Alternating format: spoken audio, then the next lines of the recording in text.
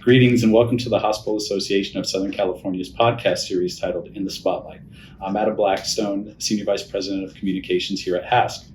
Today we'll be discussing Communities Lifting Communities, also known as CLC, and HASC's Regional Hospital Supplier Diversity Initiative, which aims to assist hospitals in enhancing their procurement practices to include diverse suppliers and reduce barriers for diverse-owned businesses in accessing hospital contracts. To help us wrap up our series today, we are joined here by Audrey Chang, Vendor Diversity Program Specialist from Children's Hospital of Los Angeles, and Flora Mayer, Manager of Supplier Diversity for City of Hope. Our guests today have undertaken the massive task of evolving long-standing procurement practices and creating a culture of inclusivity by establishing relationships and sharing their positive experiences.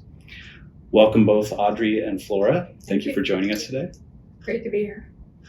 So let's kick things off with a few introductory questions.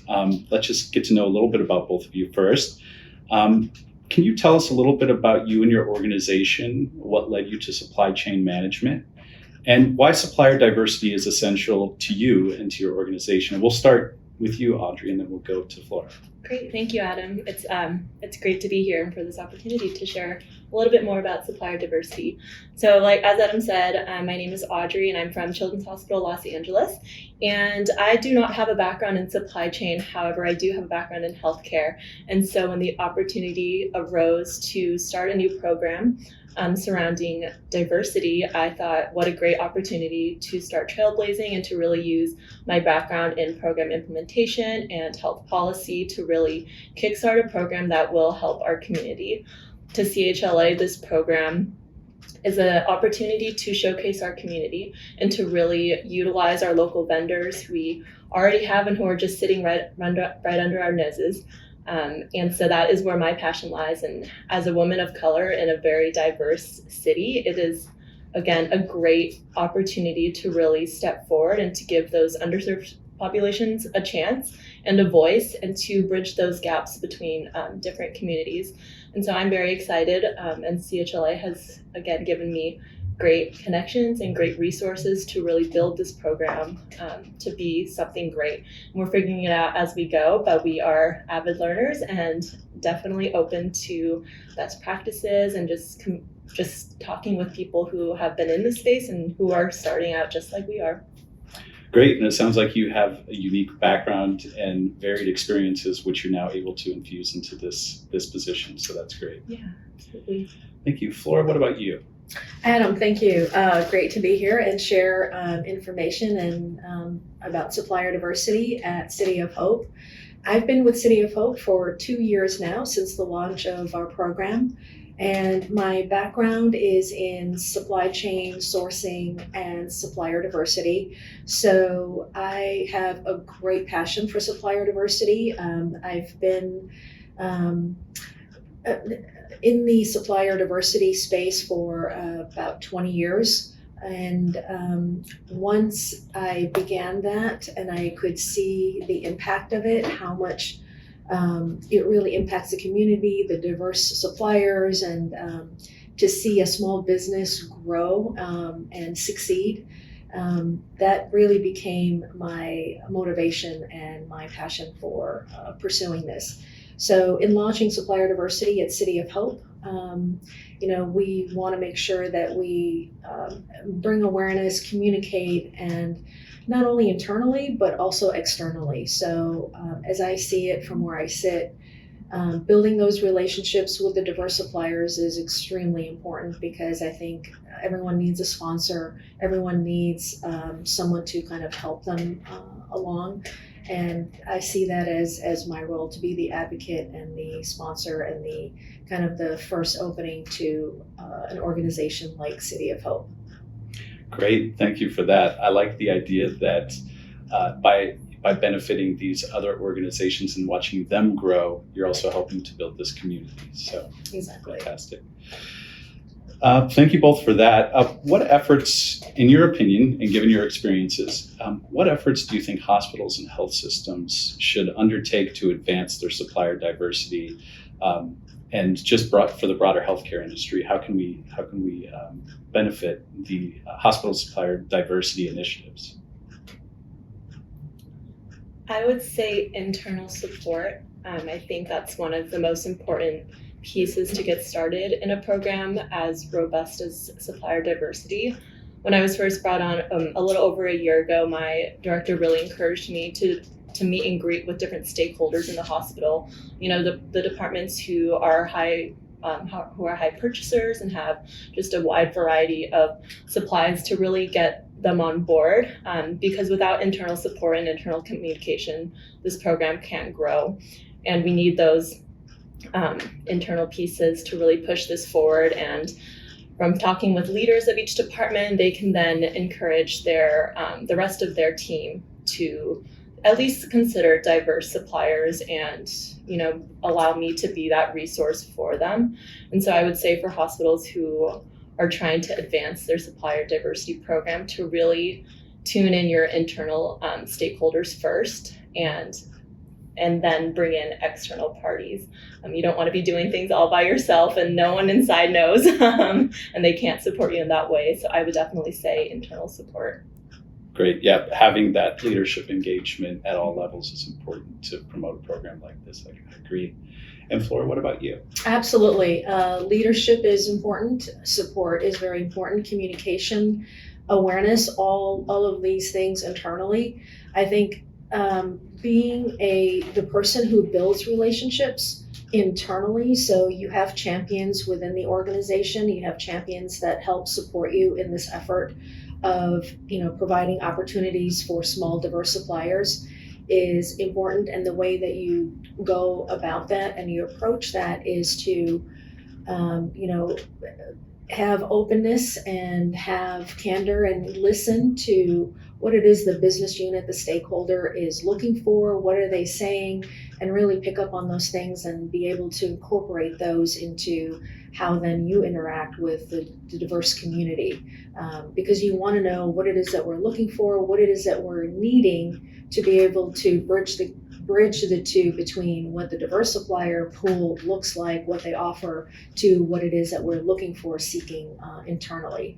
And really be the leader also as a supplier diversity person, lead the organization to bring information, bring awareness, bring data, see the impact of the diverse suppliers in the community, and communicate that.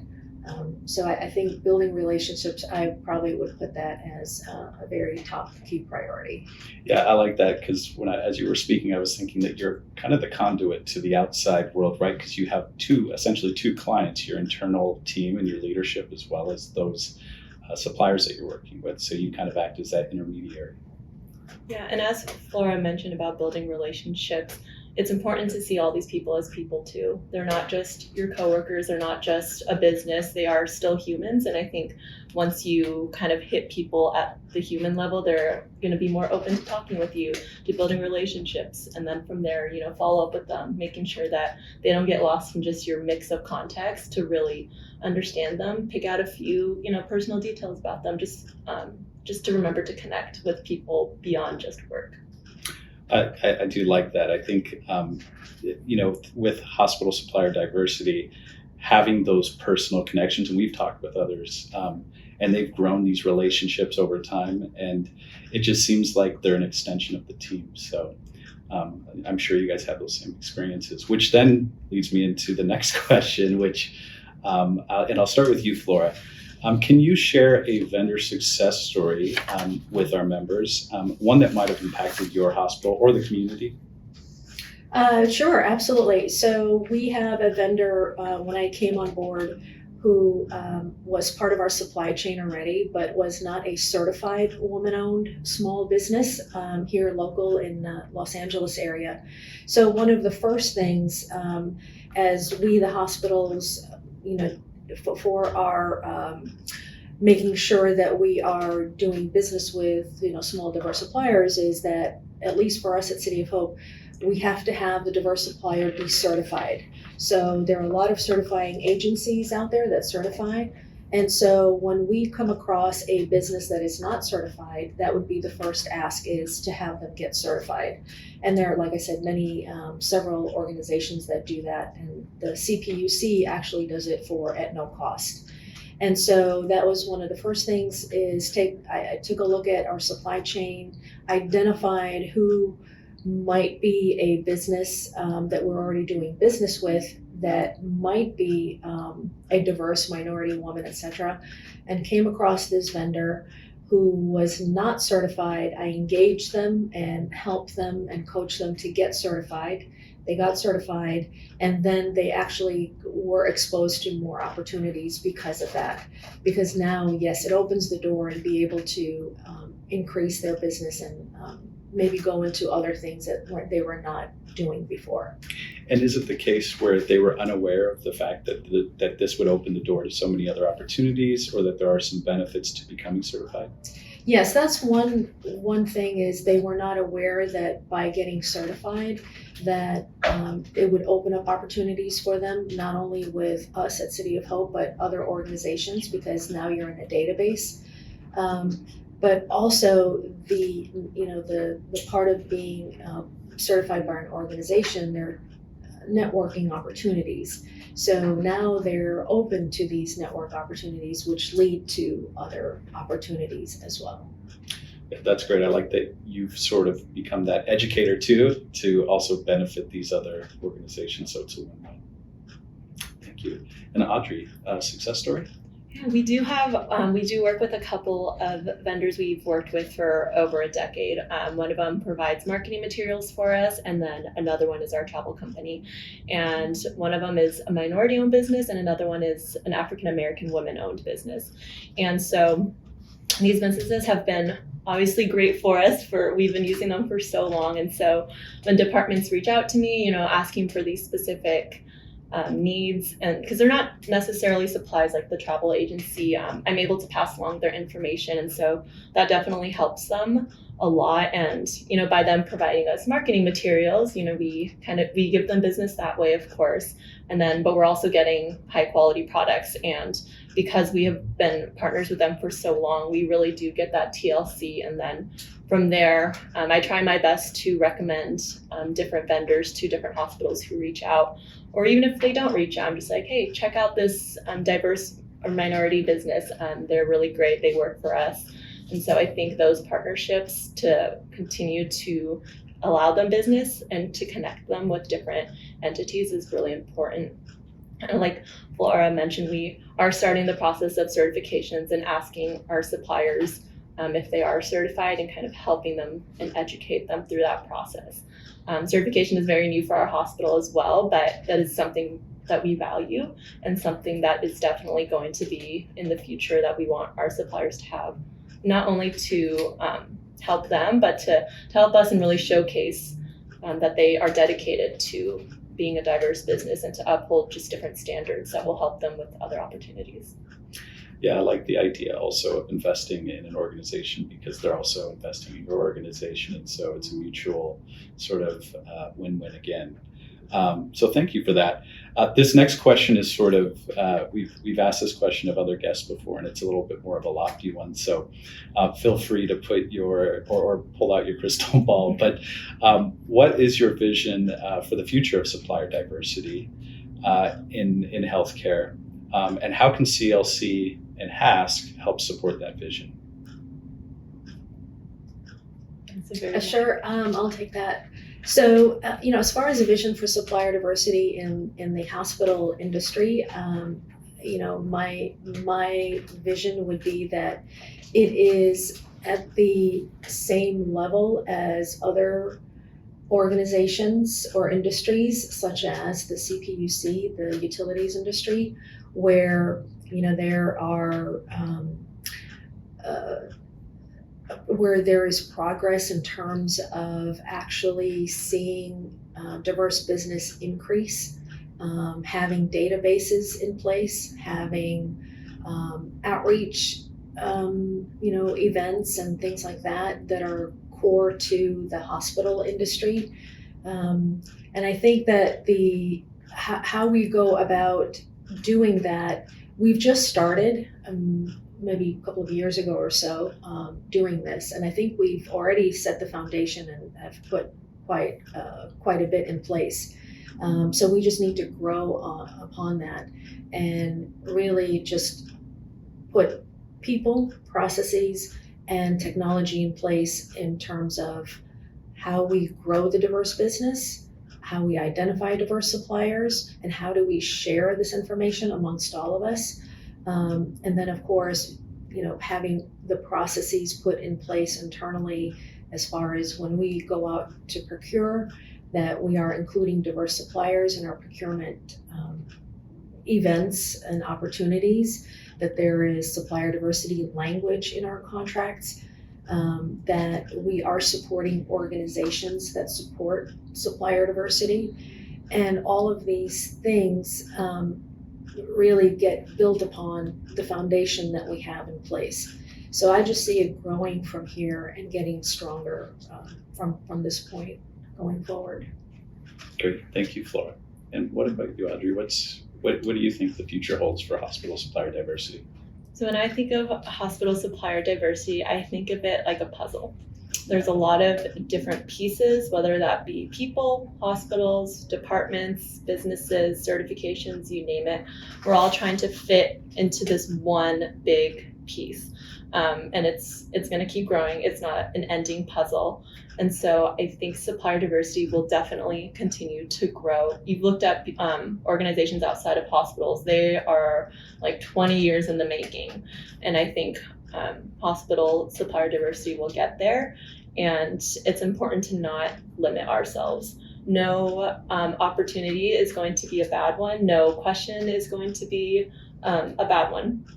I think we need to keep in mind that our passion is to really provide those underserved populations with a voice and with a door open to work with bigger organizations. Because sometimes those smaller businesses just need their foot in the door to say, oh, I work with CHLA, and boom, other people will recognize that and they say, hey, if they can fulfill the needs and the demands of a huge hospital like CHLA, then maybe they can help my business.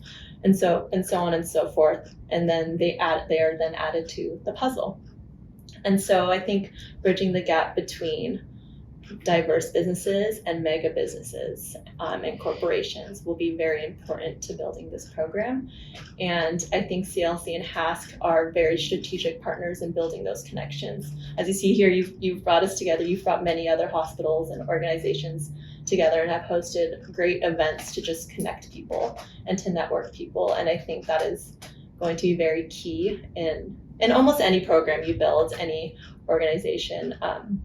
But specifically in supplier diversity, we are so tiny in healthcare, and so bridging any of us together will definitely be valuable. And so, similar to Flora's vision, I think supplier diversity is going to be huge in hospitals and eventually be kind of the scope of where people want to be, and not just something that we have to do. It's something that hospitals want to do. Great, thank you. I'm a big fan of alliteration, and I pulled out some of the words from both of your responses. And you mentioned it's a puzzle: process, people, passion, partners. So I think those are some good keywords to remember for as we look forward to the future of diversity in supplier initiatives. That's also a good segue into the next one. What kind of advice would you give somebody or an organization who is looking to build a diverse vendor program, or somebody who's listening to this podcast? Be patient and transparent. As simple and straightforward as that sounds. I'm not an expert. I've connected with people who are not experts, but together we put our heads together and are figuring this out together. I'm part of a national group of pediatric hospitals who have this program. There's only 5 of us now. We're really tiny, and so we are really binding our brains together to try to figure out how to start this program and how to build it. As the program specialist, I do have a rule to always respond to vendors. When they reach out, whether there's opportunity or not with CHLA, I will let them know either way, because that's not fair to leave them hanging. And even if we're not ready to bring them on, kind of, just explaining to them and letting them know that they're not talking to a brick wall, and then you're not burning those bridges, and really emphasizing to our internal stakeholders and external stakeholders to be patient with us. This is a new program, as I'm sure many who are listening are experiencing, and we have to be very gracious with with each person, and yeah, just be transparent. If something's not working, don't be afraid to say it's not working and to pivot. No one is going to do this perfectly the first time. If you are, please let me know and give me your tips and tricks. But yeah, I would say to continue to connect and to do that cold email, cold call, and see who reaches out. Even if they aren't in the hospital space, they will probably have great best practices that you can mold into the hospital space. But continue to connect, continue to be patient, and just continue to be honest with yourself and those that you work with. Sounds like a journey. Continue to be a student, right? Mm-hmm. And know that mistakes will be made, but that's part of the process. As one of my colleagues says, it's a marathon, not a race. Great, thank you. Flora? I would add to that collaboration both internally and externally. So collaboration with both, your clients, your end users, your stakeholders, your sourcing team, and the external organizations that you help support and they help support you, the diverse business community, and also collaboration with your colleagues and other diverse supplier diversity professionals, and even your non-diverse vendors, your prime vendors. So you have contacts that you can, again, this role is very heavy, I think, relationship building focused, because you want to get to know the businesses, the small businesses, the owners. You want to get to know who your stakeholders are. You want to get to know who your non-diverse suppliers are and contacts, because you're in a position where you can help be that conduit to be able to put all these different parties and different end users and stakeholders together. And so you're in the business of basically the relationship building, and with that, then you use collaboration to, make introductions, to communicate and share information, take information, and like with Audrey, her and I, our organizations may share same vendors, and so when we collaborate and talk to each other and communicate, we will know that, and then if she has a vendor that we don't use, she can introduce that vendor to us, and vice versa. So there's an opportunity in that direction, and I think that is kind of a long collaboration with patients. This is a work in progress. It will continue as you build those relationships and put processes in place. So yes, be patient and really just don't give up. We hear a lot of no's, but you have to just continue to forge through and keep at it, and don't give up. Yeah, great advice.